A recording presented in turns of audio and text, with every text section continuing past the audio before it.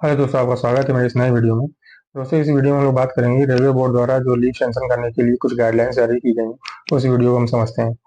ठीक है। तो उसमें लिखा हुआ है, in supersession of office order number 13 of 2025 the following guidelines are laid down by for compliance with respect to sanction of leave through leave management module of HRMS in boards office. यानी कि office order number 13 जो है 2025 का, 2025 में से 13 order office number निकला हुआ है। इसमें गाइडलाइन दी गई है लीव को सैंक्शन करने के लिए। सैंक्शन ऑफ लीव्स, इसमें गाइडलाइंस किस दी गई है उसका फॉलोइंग करना है, उसको फॉलो करना है। तो इसमें कुछ पॉइंट्स दिए हुए हैं। उसमें पहला पॉइंट लिखा हुआ है, ये first point, leave application requesting grant of CL, RH, LAP and LHAP can be sanction और rejected by the controlling officer without sending the same to the administrative branch. तो इसका मतलब ये है कि दोस्तों, पहले क्या हुआ करता था कि मतलब जो भी आप अपनी लीव्स अप्लाई करते थे और जिस एसएससी के अंडर आप काम करते थे, तो वो क्या करता था, वो उस लीव को आगे की तरफ फॉरवर्ड करता था अपने सुपीरियर, जो सीनियर उनसे अधिकारी हुआ करते थे उनको फॉरवर्ड करते थे। लेकिन अब ऐसा क्या हो गया, अब इसमें आ गया है कि कोई भी कंसर्न कंट्रोलिंग ऑफिसर जिसके अंडर में आप काम कर रहे हैं, without sending the same to the administrative branch, यानी बिना सेंड किए हुए उस लीव को अब वो खुद ही उसको क्या कर सकता है, सेंसिंग कर सकता है या रिजेक्ट कर सकता है। ये इसमें एक चेंजेस हुआ है फर्स्ट पॉइंट में।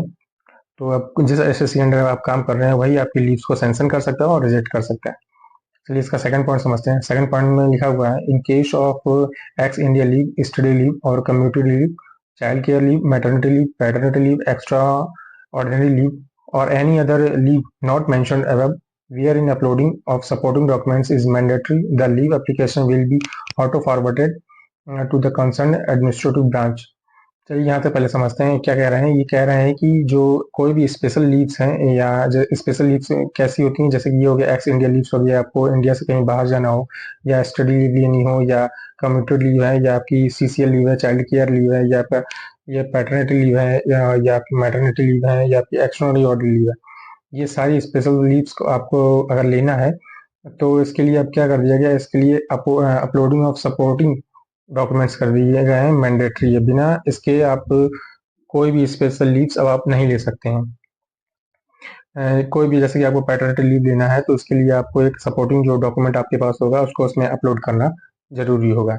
आगे लिखा है द लीव एप्लीकेशन, आगे लिखा है the leave application will be auto forwarded to the concern administrative branch for certification upon submission of the application. मतलब जो आपके कंसर्न ऑफिसर होंगे उनके पास उसको फॉरवर्ड किया जाएगा इसके बाद से, जब आप उसको अपलोड करेंगे। लेकिन इसके आगे लिखा हुआ है, the applicant has to mandatory furnish the name and HRMS ID of concern controlling officer gazetted only.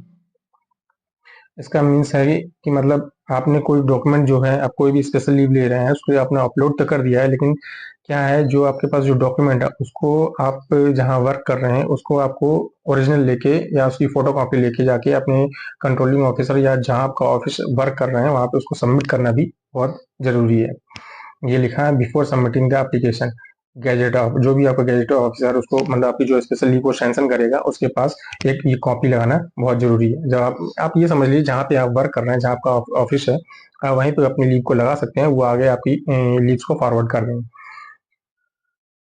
आगे लिखा है the supporting documents are also required to submitting in original to the concern administrative branch. यही ये वही बात है जो मैंने अभी आपको समझाया, required to the submitted in original to the concern administrative branch. देखिए, ये ओरिजिनल आपको डॉक्यूमेंट जो है उसको अपने एडमिनिस्ट्रेटिव ब्रांच में सबमिट करना है। After following due procedure the administrative branch will be certified and forward the application. आपके ये डॉक्यूमेंट को प्रेजेंट करने के बाद से, दिखाने के बाद से, जो एडमिनिस्ट्रेटिव ब्रांच है आपकी उसको सर्टिफाई करेगी, मतलब जांच करेगी कि है सही है कि नहीं, फिर इसको आगे क्या कर देगी, आपके एप्लीकेशन को फॉरवर्ड कर देगी आपके कंट्रोलिंग ऑफिसर यानी गैजेट ऑफिसर को, जो स्पेशल लीव को आपको सैंक्शन करते हैं।